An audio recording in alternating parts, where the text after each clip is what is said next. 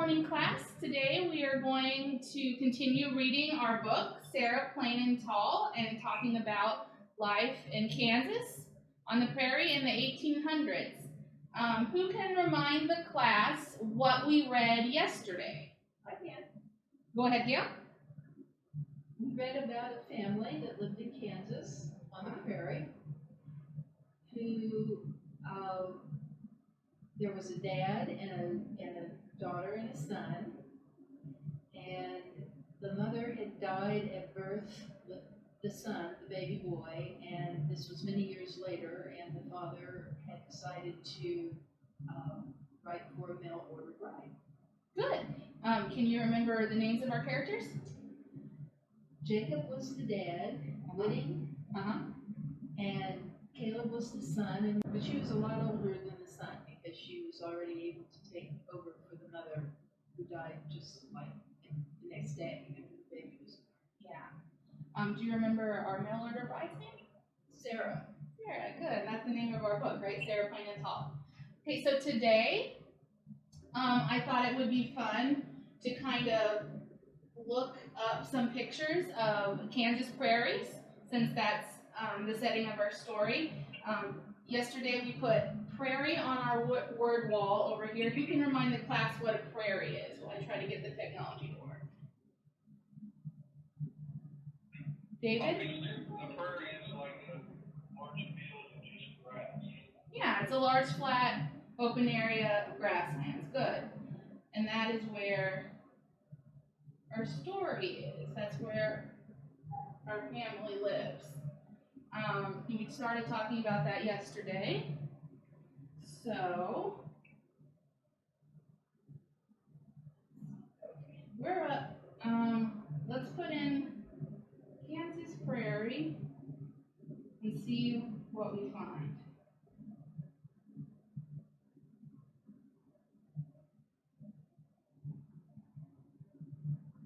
Gives you guys something to kind of visualize as we're reading the story. So here's some pictures of Kansas prairies. You can see the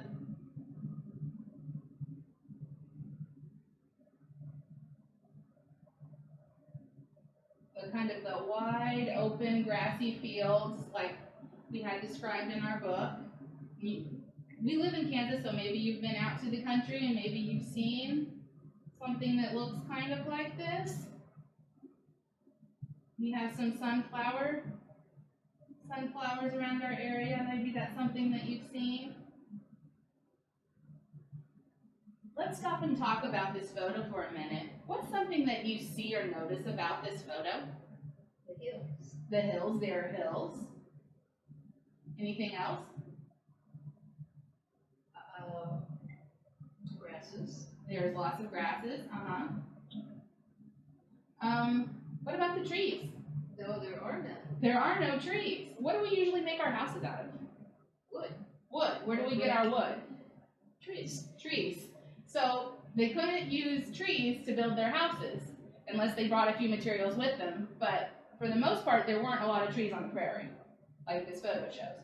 So how do you think they probably made their house? David? I think they probably made it out of sod, maybe. Yeah, sod. What kind of materials would have been in the prairie? What do you see in the picture that they could have used? Gail? Grass. Grass. Or hay. Which is the type of grass. A grain of grass. And mud. And mud, right. So you mix all that mud and you mix all that grass together and you get these sod bricks that they used to make their houses. So this family likely used those sod houses.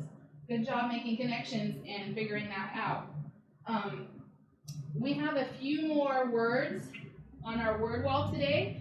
I added the word Indian paintbrush because that's something that we will hear in our chapter for today. And I added the word Maine because that is where, remember, Sarah is coming from Maine to Kansas. So let's go ahead. Does anybody know what Indian paintbrush is? That's okay. I know. Let's look it up. So let's put Indian paintbrush in.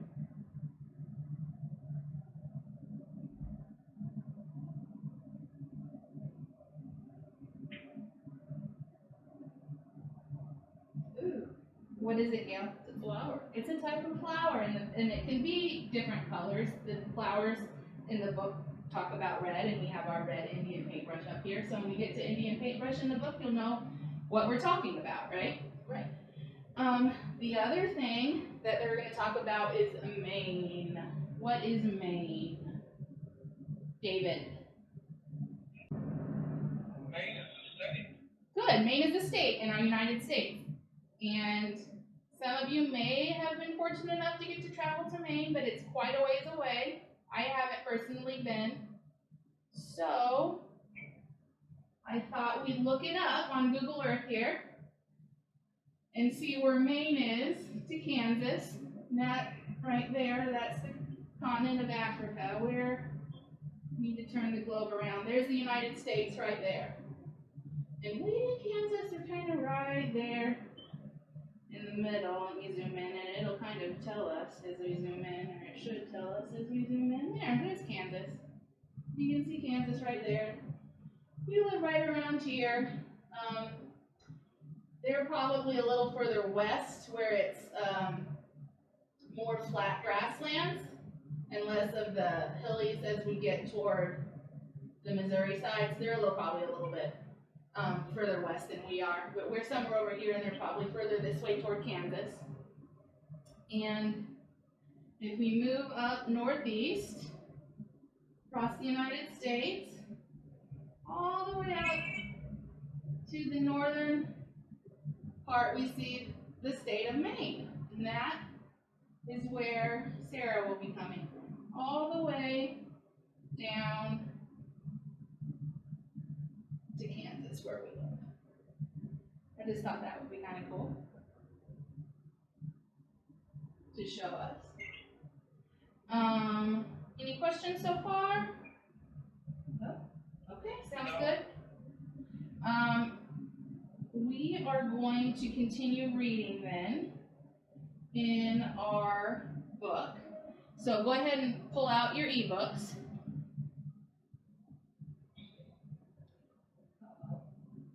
It's okay, just tap the screen. I might need some help with this. Swipe. Swipe it. Let me see. Oh, well, probably technology decided it's not going to wake up today. There we go. There it goes. Thank you. You're welcome.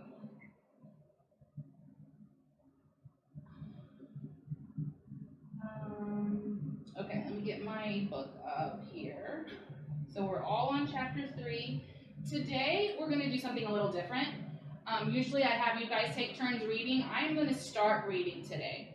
And the reason for that is I want you guys to really activate those movies in your minds and really start visualizing what you're hearing read. And really start thinking about what it looks like there, the things that are happening in our story. And in order to do that, I'm going to read it to you so you guys can really focus on really visualizing instead of having to think about decoding all the text words. So go ahead and get out your reading journals. And in your reading journals, you're going to draw what you're visualizing as I'm reading. And we're going to use this later for our quick write. So make sure that you're focused on that visualizing and drawing while I'm reading. And then afterwards, I'll have you guys have a chance to read it. I'll let people get their colored pencils ready to draw. I am ready. Okay, good deal. Chapter 3. Sarah came in the spring. She came through green grass fields that bloomed with Indian paintbrush, red and orange and blue-eyed grass. Papa got up early for the long day's trip to the train and back. He brushed his hair so slick and shiny that Caleb laughed. He wore a clean blue shirt and a belt instead of suspenders. He fed and watered the horses, talking to them as he hitched them up to the wagon.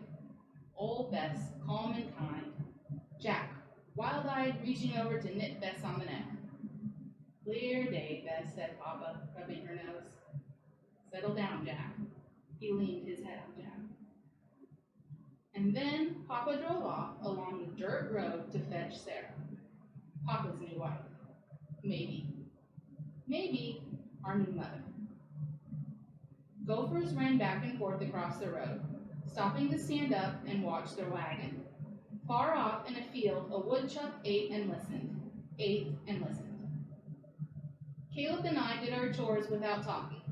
We shoveled out the stalls and laid down new hay. We fed the sheep. We swept and straightened and carried wood and water, and then our chores were done. Caleb pulled on my shirt. Is my face clean, he asked. Can my face be too clean? He looked alarmed. No, your face is clean, but not too clean, I said. Caleb slipped his hand into mine, and we stood in the porch, watching the road. He was afraid. Will she be nice, he asked, like Maggie? Sarah will be nice, I told him. How far away is Maine, he asked. You know how far away, by the sea. Will Sarah bring some seed, he asked. No, you cannot bring seed. The sheep ran in the field, and far off the cows moved slowly to the pond, like turtles. Will she like us? Asked Caleb very softly.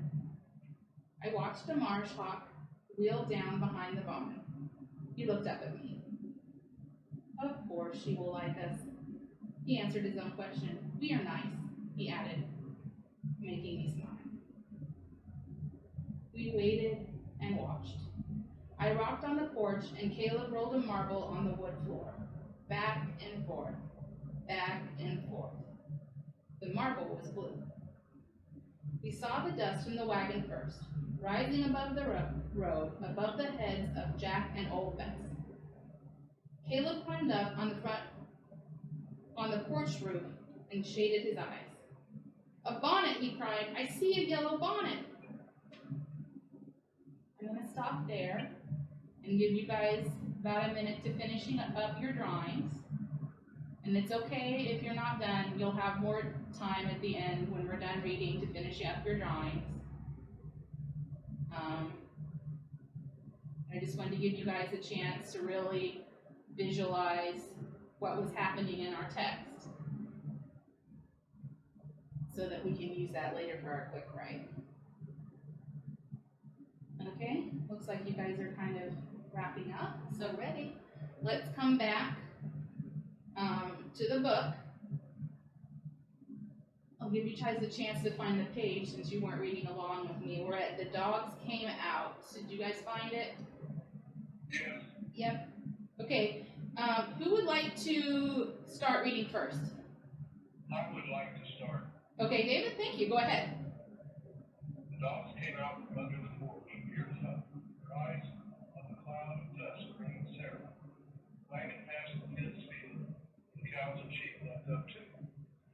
He rounded the windmill in the barn and the windbreaker brushing all that Mama had let long ago. Nick began to bark. Why? Then the wagon clattered into the yard and stopped at the steps. Hush, said Papa to the dogs. And it was quiet. Sarah stepped down from the wagon, a cloth bag in her hand. She reached up and took off her yellow bonnet, smoothing back her brown hair into the bun. She was plain and tall. Did you bring some seed? Cried Caleb beside me. Something from the sea, said Sarah, smiling. And me. She turned and lifted a black case from the wagon, and sealed too. Carefully shielded the case and sealed. Ray, with white feet, stepped out. Body flicked down. Grin on her paws, staring. Nick leaned down the step, and he lay down too.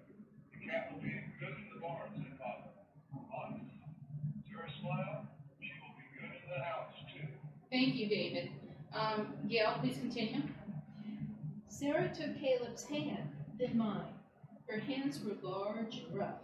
She gave Caleb a shell, a snail, she called it, that was curled and smelled of salt.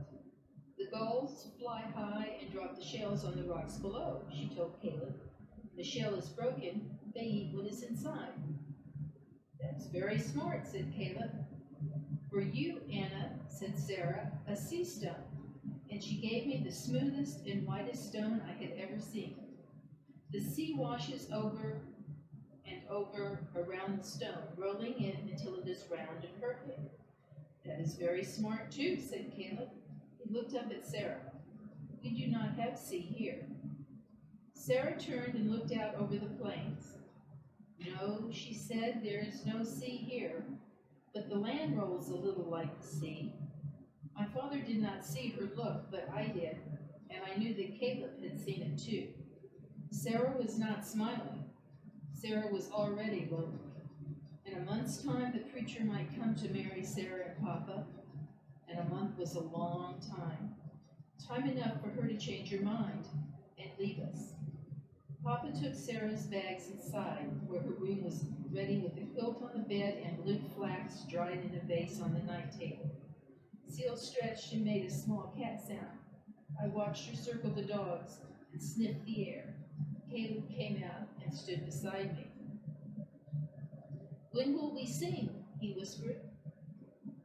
I shook my head, turning the white stone over and over in my hand. I wished everything was as perfect as the stone. I wished that Papa and Caleb and I were perfect for Sarah. I wished we had a sea of our own. Thank you, Gail. Nice reading, guys. Let's look back at the text. There was something in there that was new to me when I read this for the first time. May have been new to you. Does anyone know what blue flax is? No? No? Let's see if we can figure it out from the text. It says, let's go back to the very last page. It says, Papa took Sarah's bags inside where her room was ready with a quilt on the bed and blue flax dried in a vase on the night table. What would you put in a vase to dry? What's something that you would put in a vase?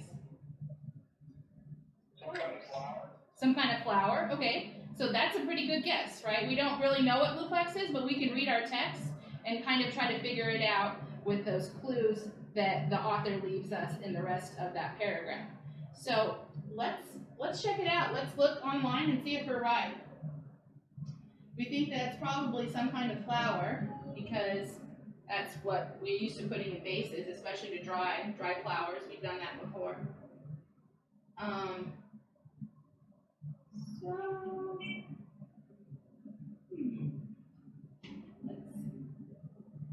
Let's get this up for you. Well, here's my book.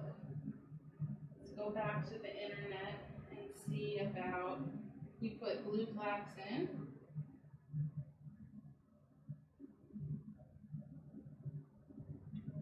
Good job, guys. Nice using your clues from the text. You were right, it's a type of flour.